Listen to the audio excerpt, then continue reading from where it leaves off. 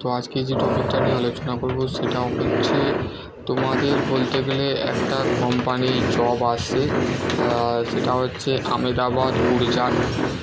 কোম্পানির নাম হচ্ছে অ্যাপ্রোটিভ component of the Indian private limited. এখানে বলতে গেলে তোমরা 10 পাস 12 পাস ITI যারা করে রেখেছো, আর কন্ট্যাক্ট নাম্বার যে নিচে ওই নাম্বারটা দিয়ে আছে সেই নাম্বারটায় তোমরা কল করে নেবে।